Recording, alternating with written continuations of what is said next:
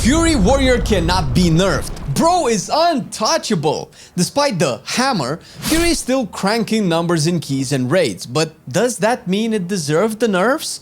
Either way, don't be discouraged or think of blasphemous options like arms, and I will convince you of the true path using numbers and maths.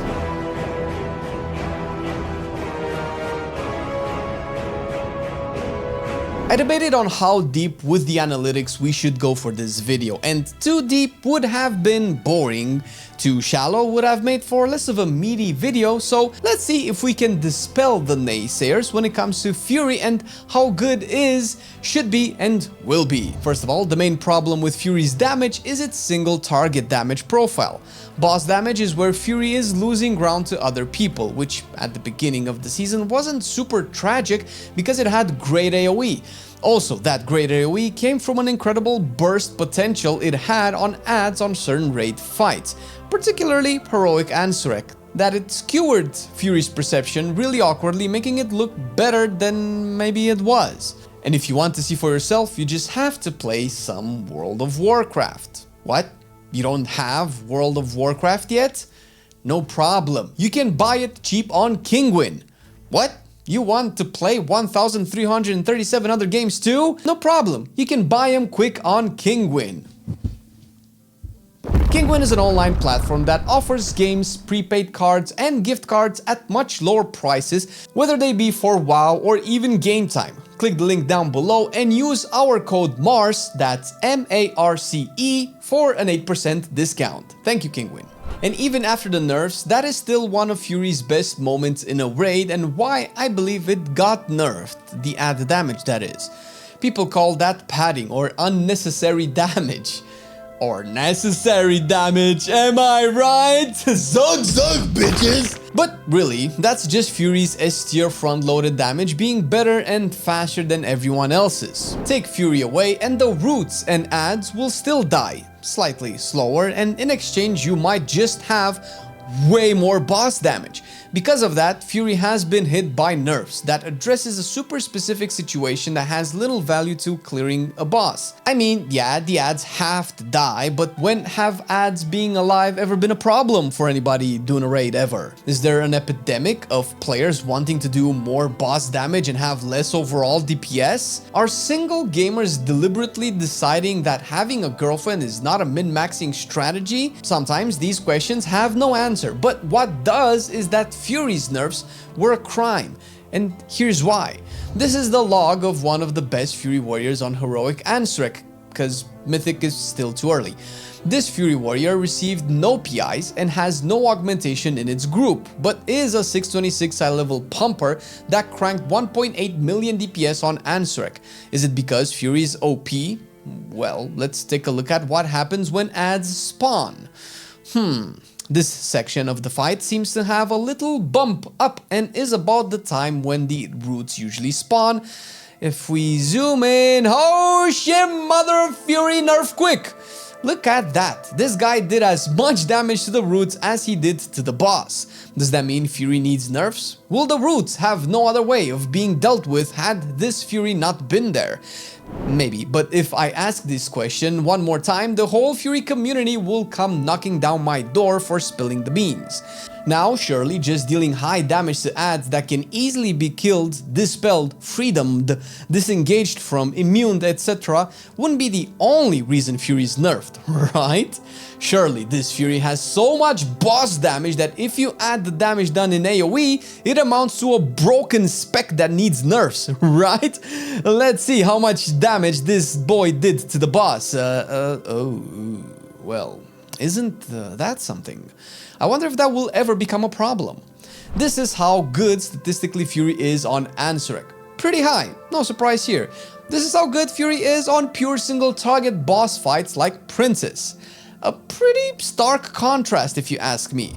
Now, I don't know about you, but I see add damage as a bonus. Sure, it's good to have, but the boss won't die from AoE, but will die from single target. And yeah, if Fury's damage in AoE is so high it breaks the game, nerfing it isn't a problem. But then I ask you, why no single target damage buffs? If Fury's niche is AoE and it cannot do competitive single target, why take away its niche? Are you killing Fury Warrior, Blizzard? Well, not really, lol. I mean, you did just see Fury crank those meters, right?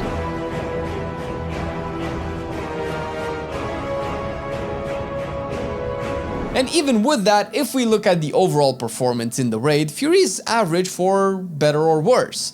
People will always focus on the extremes, and I'm pretty sure some are allergic to average performances. I'm not saying I love the situation Fury is in, tuning-wise. I am as much of an AoE enjoyer as the next man, but the abysmal single target is indeed worrisome. Luckily, some of the hardest fights in this tier are AoE, so even if the boss damage drops, Fury still has a solid spot in a raid.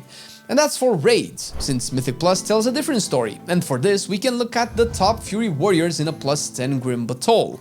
The reason I chose Grim Battle is because it is one of the hardest dungeons to consistently push for the majority of the players, which makes it a good point of analysis, and a +10 since that's really the number that matters. First of all, +10s is where your reward caps, where you get your portals and a key level that every spec in the game has currently cleared, at least DPS specs wise, so it's a reasonable key to judge performance by. And the damage is from good warriors that can take the spec to the limit and exploit its full potential. Pretty high numbers for a spec that's been nerfed a bunch of times, if you ask me.